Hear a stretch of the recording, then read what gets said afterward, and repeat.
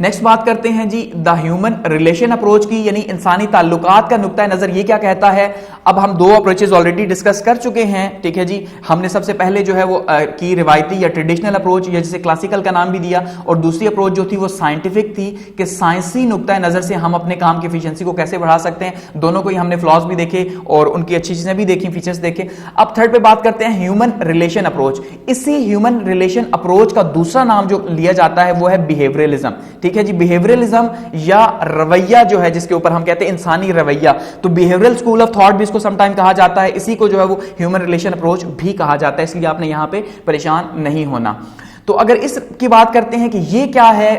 Public administration की study के लिए कि क्या अप्रोच है, तो ये है reaction to traditional and scientific approaches. कि ये सबसे पहले डेवलप कैसे हुई जी, सबसे इंपॉर्टेंट बात कि ये रिएक्शन के तौर पे डेवलप हुई ट्रेडिशनल अप्रोच जो रिवायती है पुरानी, और साइंटिफिक अप्रोच जिसको नया नाम दिया गया वो साइंटिफिक है। तो इन दोनों के अगेंस्ट में हुई कि एक पुरानी थी और एक ने बहुत ही ज्यादा कोई मॉडर्न काम कर दिया। तो ये इसके बीच बीच में कई बात करती हुई हमें दिखाई देगी, साइंस के बीच में और ट्रेडिशनलिज्म के बीच में हमें देखने को मिलेगी। अच्छा, इसकी जो स्टडी है वो स्टार्ट हुई 1930s में, और उस टाइम पे ह्यूमन रिलेशन मूवमेंट जो है वो जब बिल्ड हुई ह्यूमन रिलेशन मूवमेंट, तो उस टाइम पे जो है इसको ज्यादा स्टडी किया गया, एम्फसाइज दिया गया। अच्छा, लेटर इसको अगर हम देखते हैं कि डेवलप करने में कौन कौन से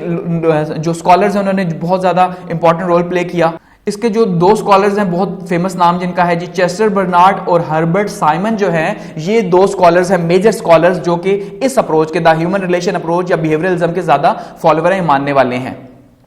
और इसका सबसे पहले जो जिक्र आया वो किस में आया जी, the functions of executive and administrative behaviour. इसके अंदर जो है सबसे पहले इसका जिक्र आया और फिर इसके ऊपर जो है वो काम स्टार्ट हुआ। तो हर्बर्ट साइमन साहब जो हैं, इन्होंने क्लासिफाइड किया एडमिनिस्ट्रेटिव बिहेवियर को, ठीक है। हर्बर्ट साइमन का नाम ज्यादा यहां पे देखने को मिलता है। अगर हम बात करें कि इसमें क्या क्या चीजों को जो है वो ज्यादा इंपॉर्टेंस दी गई, या किसके गिर्द जो है, इर्द गिर्द हम ये कह सकते हैं कि ये अप्रोच घूमती है, जो ह्यूमन रिलेशन अप्रोच या बिहेवियरलिज्म की अप्रोच है, तो वो हम देखते हैं जी। इसमें जो सबसे पहली चीज है वो स्टडी ऑफ ब्यूरोक्रेसी, कि इसमें जो ब्यूरोक्रेसी है उसको स्टडी किया गया। अच्छा, दूसरी चीज क्या है जी, ह्यूमन रिलेशंस जो है, इंसानी जो ताल्लुकात हैं उनको स्टडी किया गया, मोटिवेशन को स्टडी किया गया, उनसे लिंक ये जो रिलेशंस हैं, और इंक्रीजिंग जॉब सेटिस्फेक्शन, कि भाई ये जो ह्यूमन रिलेशंस हैं अगर इसमें हम मोटिवेशन को अप्लाई करते हैं तो क्या होगा कि जॉब सेटिस्फेक्शन बढ़ जाएगी। जो काम करने वाला है, जो इंसान जो काम कर रहा है वहां पे, अल्टीमेटली जब उसको मोटिवेट करके आप काम लेंगे तो उसकी एफिशिएंसी भी बढ़ेगी और खुश भी होगा, यानी जॉब सेटिस्फेक्शन ज्यादा होगी। और क्या स्टडी किया गया जी, decision making primary cognitive process जो है उसको स्टडी किया गया, यानी जो डिसीजन मेकिंग है, एक्चुअली में कोई भी जो फैसला किया जाता है वो जो है वो तो प्राइमरी है, लेकिन उससे भी इंपॉर्टेंट वो क्या असर करता है कॉग्निटिव प्रोसेस के ऊपर। जो थिंकिंग का प्रोसेस है मल्टीपल वेज के अंदर, ठीक है, वो कॉग्निटिव प्रोसेस जो है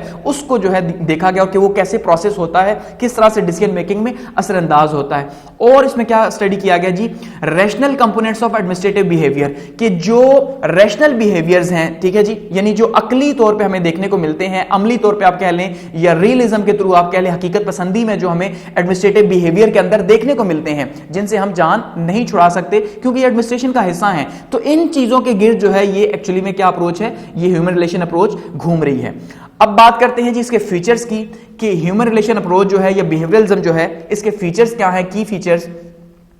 तो सबसे पहला इसका फ्यूचर है जी डिस्क्रिप्टिव एंड फैक्चुअल, कि सबसे पहली चीज क्या है, ये डिस्क्रिप्टिव है और ये फैक्चुअल है, देयरफॉर एम्पिरिकल। इसी वजह से ये डिस्क्रिप्टिव और फैक्चुअल होने की वजह से ही जो है इसकी एप्लीकेशन ज्यादा है, ठीक है। इंपेरिकल का मतलब यही है कि ये ज्यादा जो है क्योंकि एक्सपीरियंस से आई भी है, ठीक है। तो जब इंपेरिकल कोई भी चीज होगी तो अल्टीमेटली अप्लाई होगी क्योंकि वो तजर्बा हो गया ना। जैसे आप देखते हैं जी, भाई मेरा इस काम में 40 साल का तजर्बा है, ठीक है, तो इसलिए कभी गलत नहीं हो सकता। मेरा इस काम में 20 साल का तजर्बा है। तो अल्टीमेटली देखिए, हम जब भी किसी जॉब के लिए जाते हैं तो सबसे पहली चीज क्या कही जाती है, भाई आपका एक्सपीरियंस क्या है, क्योंकि वो देखते हैं अगर इसका एक्सपीरियंस है तो अल्टीमेटली ये चीज को ज्यादा बेहतर तरीके से कैरी कर सकता है एज कंपेयर टू कोई ऐसा बंदा जो जिसके पास एक्सपीरियंस नहीं है। तो इसका मतलब ये है, ये इसीलिए एम्पेरिकल है क्योंकि इसमें तजर्बा शामिल हो चुका और ये है ही एम्पेरिकल इटसेल्फ, तजर्बाती है, ठीक है। अच्छा, सेकंड फीचर क्या है, इंक्रीज अटेंशन। ये इसमें क्या ह्यूमन रिलेशन अप्रोच में क्या है जी, कि अटेंशन इंक्रीज हो सकती है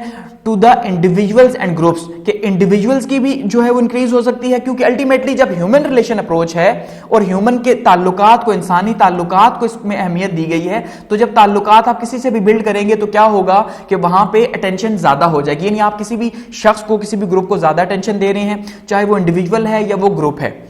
अच्छा, थर्ड पे क्या है जी, their behaviour concerning motivation, decision making, nature of authority, कि जो उनका बिहेवियर है, किसी का भी जो बिहेवियर है एडमिनिस्ट्रेशन के अंदर, वो बिहेवियर कंसर्न करेगा मोटिवेशन के साथ, कि आपने अगर किसी को मोटिवेट किया तो अल्टीमेटली वो बेहतर तरीके से काम करेगा। ऐसा ही है, उसके डिसीजन मेकिंग जो है वो बेहतर तरीके से होगी, और जो नेचर ऑफ अथॉरिटी है उसको बेहतर तरीके से यूज कर सकेगा। अब ये मल्टीपल है, देखिए मल्टीपल कैसे है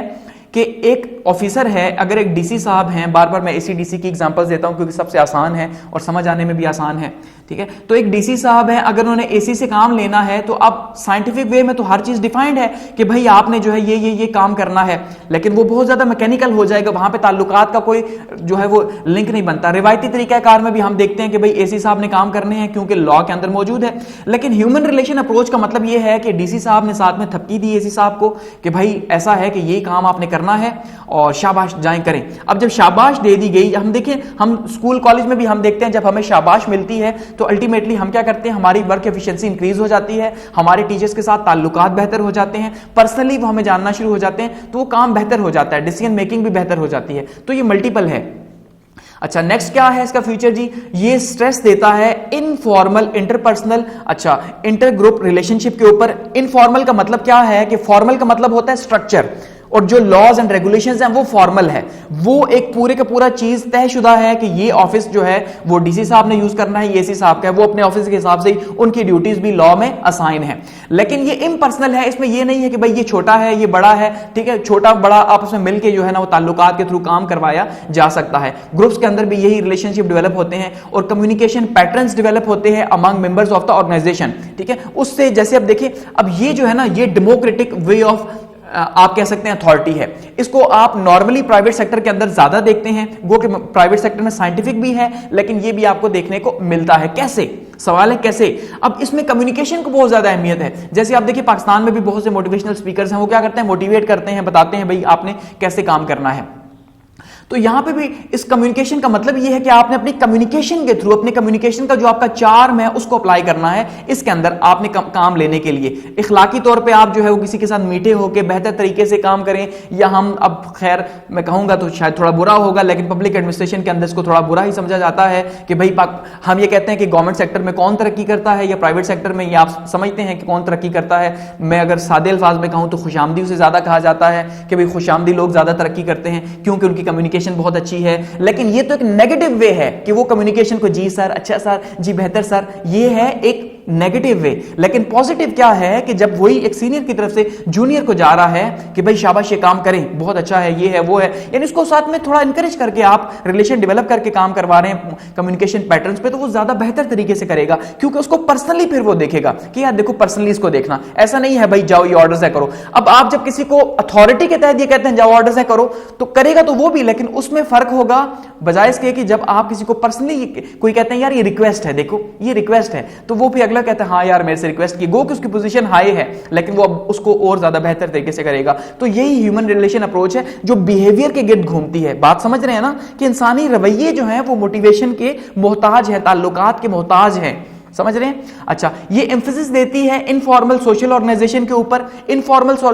with in the framework of formal organization. इसका मतलब ये है कि भाई इसमें जो है ना अफसरी जो है वो उसका बहुत ज्यादा कोई कॉन्सेप्ट नहीं है, यानी ये प्राइवेट सेक्टर में हमें थोड़ा ज्यादा जैसे मैंने कहा देखने को मिलती है। उसकी वजह ये है कि वहां पे आप देखिए कि अफसर में कोई इस तरह का कॉन्सेप्ट ही नहीं होता, तो अफसर में और जूनियर में कोई इतना ज्यादा फर्क देखने को नहीं मिलता, इसलिए वो मोटिवेशन के थ्रू जो है ना वो काम करवाते हैं। इनफॉर्मल जो कम्युनिकेशन डेवलप होती है, हाँ भाई सुनाओ क्या हाल है, कैसे हो, हाल अहवाल पूछ लिया, गपशप कर ली, बैठ के चाय कॉफी पी ली, तो ये इनफॉर्मल वे है। लेकिन फॉर्मल वे में तो हम ऐसे देखते हैं ऐसा हरगिज नहीं होता। अच्छा, इसके अलावा क्या है जी, इंटरडिसिप्लिनरी इन कैरेक्टर है, ये मल्टीपल है। अच्छा, यानी इंटरडिसिप्लिनरी का मतलब ये है कि मुख्तलिफ एंगल्स इसमें जुड़े हुए हैं। Considerable use of propositions forms of social science, ठीक है जी, कि इसमें बहुत सी चीजें ऐसी जो यूज की जाती हैं जो अल्टीमेटली जो जॉब का हिस्सा नहीं है, लेकिन उसको इसलिए यूज किया जाता है ताकि दूसरे को मोटिवेट किया जा सके, उससे काम करवाया जा सके, या काम के ताल्लुकात जो है, वर्क एनवायरनमेंट जो है उसको पॉजिटिव रखा जा सके, बजाय इसके कि भाई जो है वो एक नेगेटिव एनवायरनमेंट के अंदर बस ऊपर से ऑर्डर आया नीचे फॉलो हो गया, ठीक है, ऐसा नहीं है। बल्कि आपने जो है दूसरों को भी, जैसे हम कहते हैं ना, दूसरों को इंसान समझना है। गो कि आप सीनियर जरूर हैं, लेकिन आप अगर अपने जूनियर्स का ख्याल करते हैं पॉजिटिवली, तो ये जो है ज्यादा बेहतर तरीका है। अच्छा, नंबर 7 पे क्या है जी, area of study, role of individual. अगर इसके एरिया ऑफ स्टडी की अगर हम बात करते हैं तो वो कौन सा है जी, इंडिविजुअल का रोल क्या है, इनफिरादी तौर पे एक शख्स को अहमियत दी जाती है, इसलिए इनफिरादी तौर पे उसको स्टडी किया जाता है। लीडरशिप इन ऑर्गेनाइजेशन, कि लीडरशिप की टाइप क्या है, या लीडरशिप किस तरह के ऑर्गेनाइजेशन के अंदर है, कि वो काम कैसे करवा सकती है, उसकी कम्युनिकेशन किस लेवल की है, ठीक है, यानी वो ऑटोक्रेटिक है, उसके पास कुर्सी की ताकत ज्यादा है, या अपनी पर्सनल पावर जो है वो ज्यादा है, ठीक है। पर्सनल पावर जो भी होती है, अब ह्यूमन रिलेशन अप्रोच जो है इसके अंदर पर्सनल पावर ज्यादा अप्लाई होती है, कुर्सी वाली होती ही नहीं है, क्योंकि कुर्सी वाली रिवायती है, वो ट्रेडिशनल अप्रोच है जो सबसे फर्स्ट में हमने स्टडी की। ग्रुप डायनेमिक्स क्या है, जब आप ग्रुप के अंदर काम करते हैं तो फिर कैसे है, क्या आप ऑर्डर के थ्रू काम करेंगे या मिलजुल के जो है वो देखेंगे काम कैसे होगा। मोटिवेशन और सेटिस्फेक्शन क्या है, ठीक है, कि भाई आप कैसे मोटिवेट करके दूसरों को जो है वो अच्छे तरीके से काम करवा सकते हैं। तो बेसिकली ये चीजें हमें आज के वर्क एनवायरनमेंट में हमें कहीं ना कहीं देखने को मिलती हैं। तो ये एक टाइप की अप्रोच है, सो एक एंगल है लेकिन एक टाइप की अप्रोच है और कंप्लीटली इसी के ऊपर बेस करती है। अच्छा, अब इसके ऊपर भी तनकीद मौजूद है, ठीक है जी, इसके ऊपर भी क्रिटिसिज्म किया गया। क्या है जी, सबसे पहली बात, limited utility in the analysis, ठीक है, all types of administrative phenomena, कि सबसे पहली चीज ये है कि इसकी जो एप्लीकेशन है वो लिमिटेड है, यानी आपने जो मोटिवेशन करनी है, ये जो बिहेवियर का आपने यूज करना है तो वो एक लिमिटेड है, वो हर टाइम पे अप्लाई नहीं हो सकता, हर एक के लिए अप्लाई नहीं हो सकता। हाँ, ये है कि ये एक हिस्सा है एडमिनिस्ट्रेशन का, इसलिए ये एक हिस्से के तौर पे रहेगा। सेकंड क्रिटिसिज्म क्या है जी, लिमिटेड रेफरेंस है, सॉरी रेलिवेंस है, इसकी जो रेलिवेंस है वो कम है, यानी कि हम देखते हैं नॉर्मली जो है ना इतना ज्यादा हम इतना अप्लाई होता ही नहीं है। जब एक चीज तय है रूल्स के तहत तो फिर हम क्या किसी को जो है वो डिफाइन करें। All types of administrative problems and solutions, अब इसमें ये भी प्रॉब्लम है कि जो हर तरह के प्रॉब्लम्स हैं ये वो डील नहीं कर सकती, कुछ प्रॉब्लम्स अब मोटिवेशन से हल नहीं होते, ठीक है। जैसे हम ये कहते हैं, हम स्कूल या कॉलेज की हम बात करते हैं तो हम यूनिवर्सिटी में अगर स्टूडेंट्स को टास्क देते हैं तो हम ये कहते हैं कि भाई आपने ये करके आना है, साथ में मोटिवेट भी कर देते हैं, कुछ कर लेते हैं लेकिन कुछ हम देखते हैं नहीं करते। इसका मतलब यह है कि वहां पे फिर भी हमें जो है वो डंडा या सख्ती जिसे हम कहते हैं अप्लाई करनी पड़ती है। तो अल्टीमेटली इसका मतलब यह है कि हर जगह पे एप्लीकेबल नहीं है। अच्छा, थर्ड पे क्या है जी, वैल्यू ओरिएंटेड है,